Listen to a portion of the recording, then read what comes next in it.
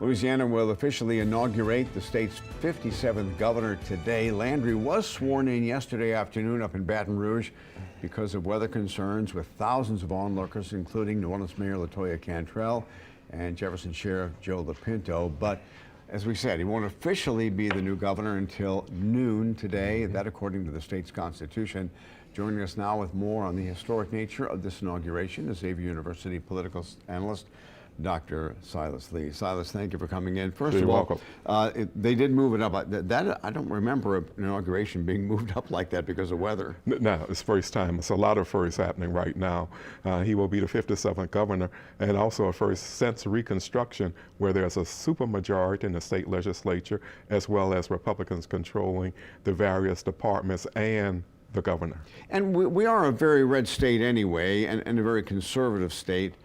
With the exception of New Orleans and some other bigger cities. But we've always had, I mean, for the past 8 years, we've had a very Republican legislature and a Democrat in the governor's mansion. This is all Republican now.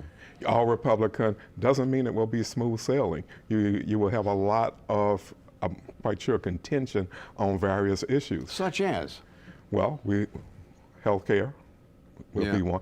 Infrastructure will be another one.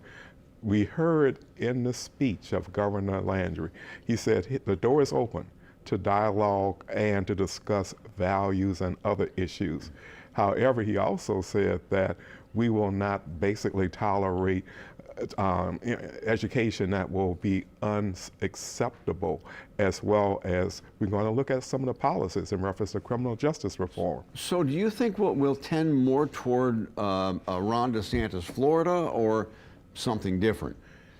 At this point, it seems like more of a conservative bent. Now, will it be as extreme as Ron DeSantis? We don't know yet. I'm quite sure there will be some who will try to push the envelope. However, what we have to look at, and he mentioned it too, is trying to unify the state. We have various competition with the regions in this state, which is prohibiting economic development. Now, he did not mention the reality is that in this state since 2010, we've only had a 1% population increase compared to Texas, where they've had a 16% population increase. Yeah. Well, we've had decreases here in Louisiana. That's been going on for years. And that's what is reflected in reference to the population growth.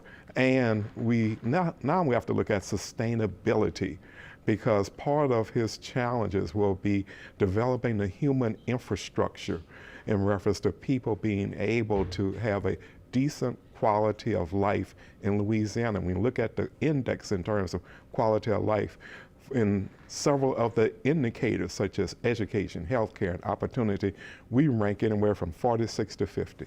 And he has said that he wants to concentrate on crime across the state, but specifically here in New Orleans. Governor Edwards was a friend of New Orleans. Would you classify Jeff Landry as a friend of New Orleans?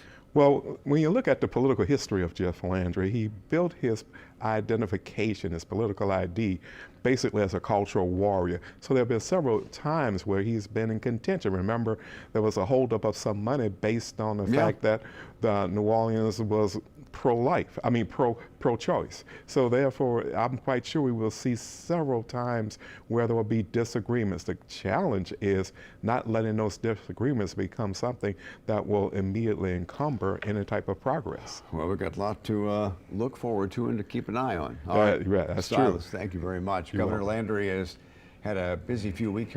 Will have a busy few weeks ahead of him. Louisiana lawmakers have until the end of the month to draw and pass new congressional boundaries to replace the current map that a federal judge says violates the Voting Rights Act. Governor Landry says he will call on the state legislature to come to the Capitol for a redistricting session. You can look for updates right here on Channel 4 and online when that session gets underway. Let's get over to